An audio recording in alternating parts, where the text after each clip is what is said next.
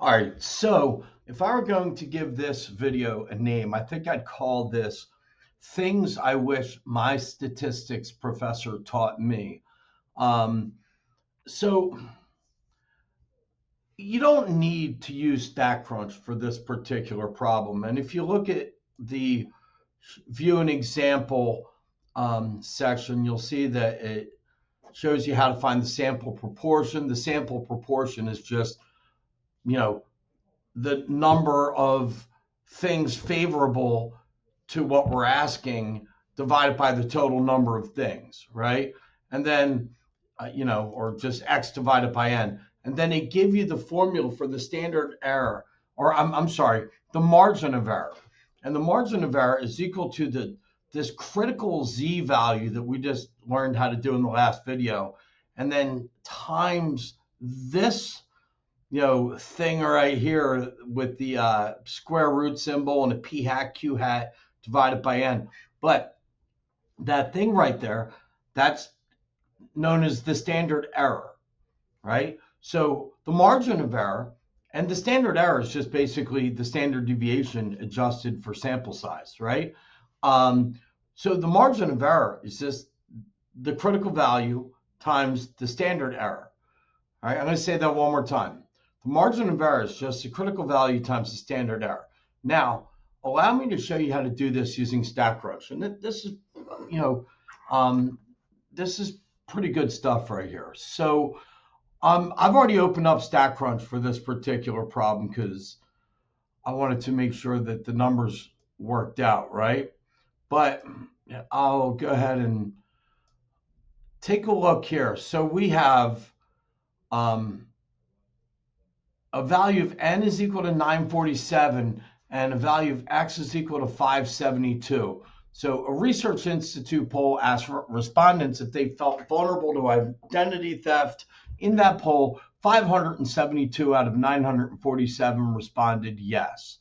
And then we're being asked to use a 95% confidence interval. So we're creating a confidence interval here, right? We're not just creating one possible value that is our estimate of what we would expect in the future, but we are creating an interval, a range of values that are likely to occur in the future.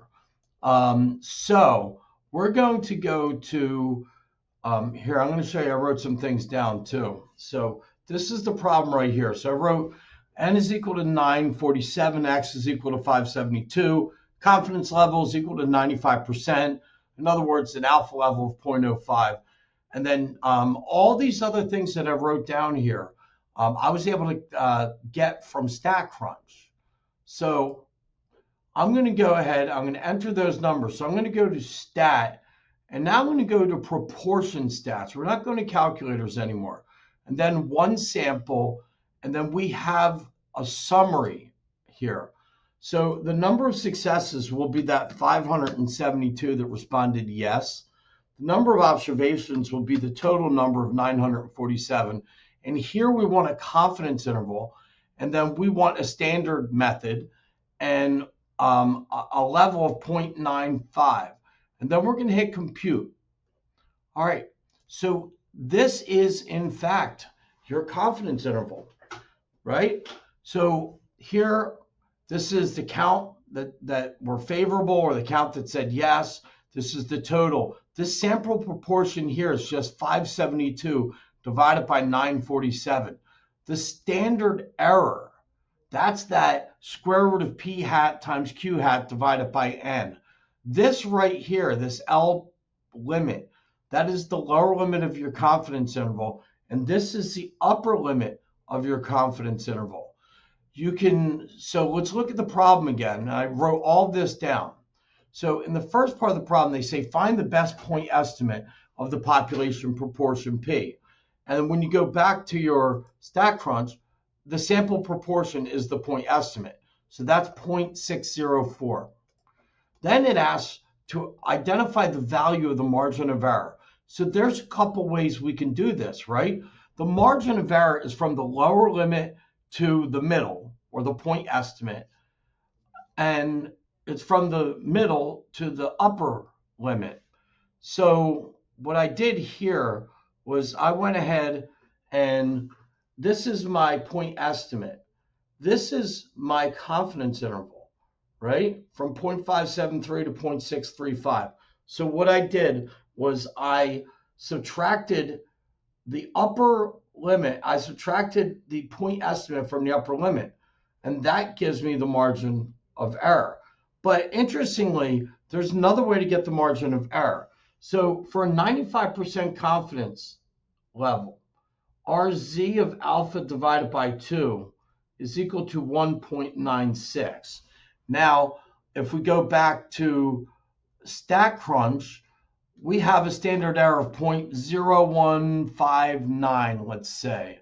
So we have a standard error of 0.0159. If you multiply these together, right, 1.96 times 0.0159, you will get that. And then the last part of this question asks you to construct the confidence interval. Okay, I mean, we can do that by hand, but StatCrunch has done this for us. And to construct the confidence interval, I had already written down the values. We have 0.573. Let's see, it's rounded to 3 digits. Yeah. So 0.573 to 0.635, and we check our answer. So this is a video you might want to watch 1 or 2 times. Oh, there's more to it. Okay, so write a statement that correctly interprets a confidence interval. One has 95% confidence that the sample proportion is equal to, no, that is not it.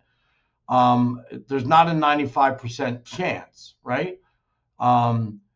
So it's looking like part D. One has 95% confidence that the interval from the lower bound to the upper bound actually does contain the true value of the population proportion.